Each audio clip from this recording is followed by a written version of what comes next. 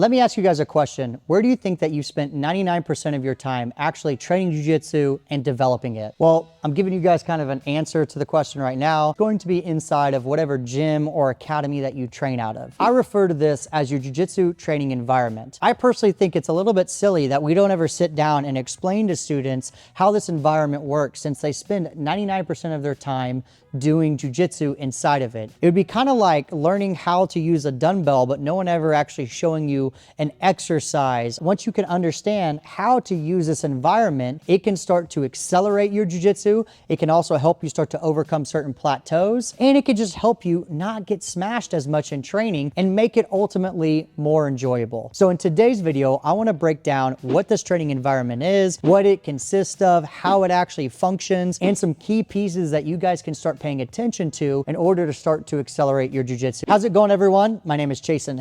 I'm a jiu-jitsu black belt. I've been teaching and training jiu-jitsu now for over 14 years. If you guys like all things jiu-jitsu, it's probably a pretty good channel for you guys to check out. Make sure you guys hit that like and subscribe button down below. Also hit that bell icon. That way you guys never miss the latest video when it comes out. Let's break down kind of what this environment is and how it works. Your environment is the place where you guys are going to actually train and improve your jiu-jitsu. What we have to understand is that basically all environments function in the same way. Basically, what you want to think about is a box right here, and then you have an input and then you have an output. So the input of this function means that you are walking in through your gym doors or the academy doors that you train out of, being of a certain skill or less skilled. And then you go through and you participate different activities and you use the different resources inside of this box. And then you come out, the output, being more skilled. Yay!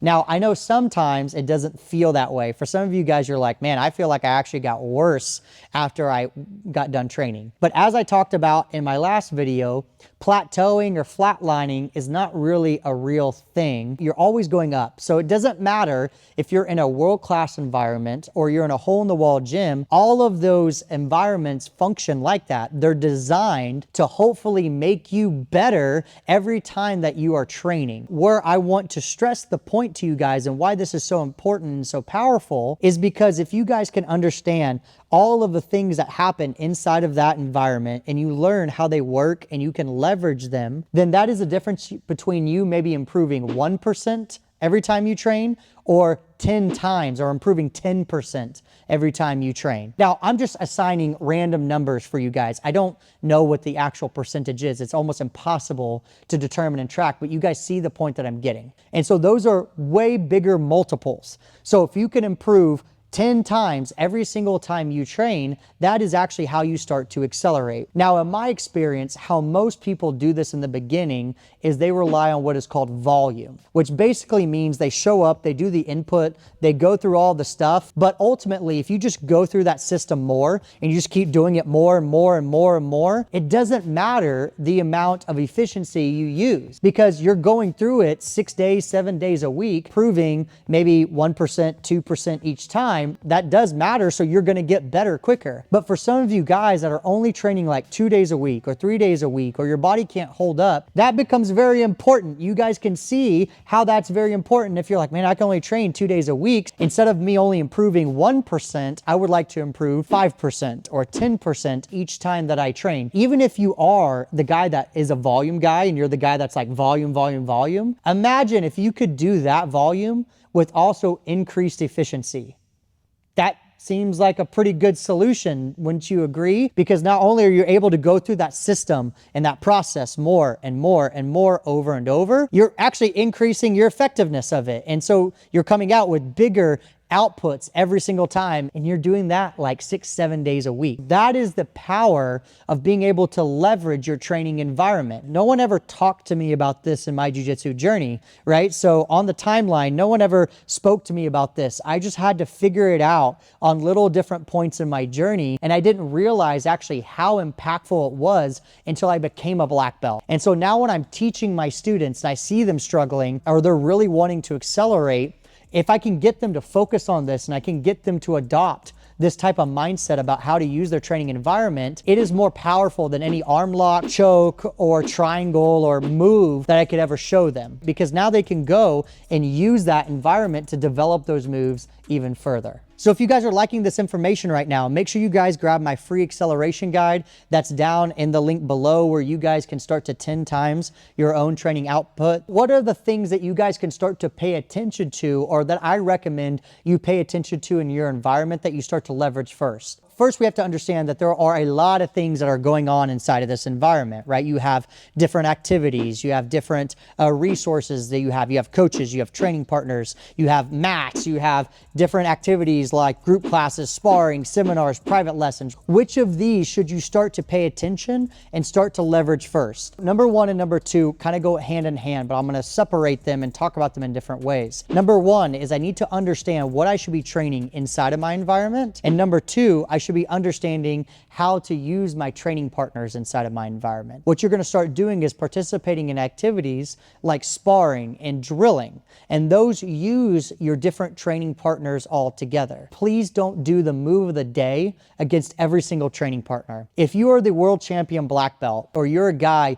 who is one of the more skilled people in the gym, that is much more doable. But for the white belt or the blue belt or the developing purple belt, that's much harder for them to accomplish. But could you imagine if you thought about that, okay, what could I actually train that is beneficial against the white belt and actually the world-class black belt? What if I had a strategy, or what if I had a plan or a focus that could accomplish multiple things against all these different skill levels? Whenever I see students who are just trying the move of the day on the same people and the same training partners, that is hindering their growth. That is the difference between you becoming 10 times and 2 times. I can guarantee you it's not the most efficient way. My favorite thing is when students just say, well, I just like to try random things and have fun. Okay, then you're gonna get random results. That's what I like to say. You're gonna improve. It's gonna be 1 time, 1%, 2% maybe. But if you're wanting to 10 times, you have to understand what is going to benefit you at your phase in your journey of jiu-jitsu and focus on that. The biggest thing is being able to make sure you guys are actually understanding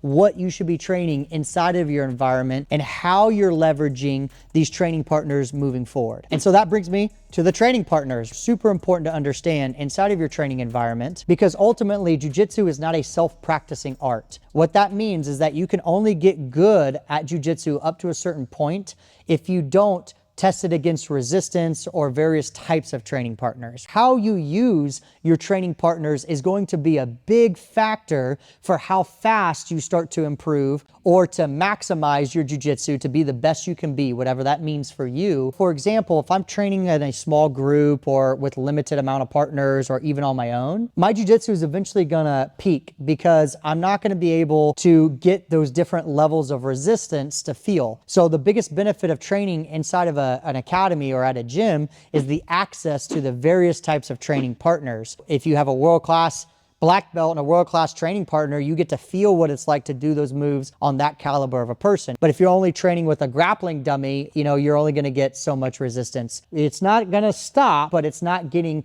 as improved as it could. Learning and understanding that you have these different variety of training partners and how you're going to use them is going to be critical to your growth. And I talked about in point 1 how you shouldn't just be training the same move of the day against the same person. You should have a little bit more strategy developed. And the last thing is understanding that this thing is called your training environment because you are training and you're developing and you're improving. Now, this doesn't mean that you can't refine and improve your strengths of what you're good at, especially if your goal is to go compete here in a short amount of time. Biggest mistake that I see students make inside of their training environment is they're trying to ram their A game, or they're trying to focus on their strengths more than their weaknesses. And this is often because students have no idea actually what their weaknesses are. And so I've gone over some other activities and some other videos on how you guys can start to identify some of your weaknesses. If you're not paying attention to your weaknesses or really putting attention on them during training inside of your training environment,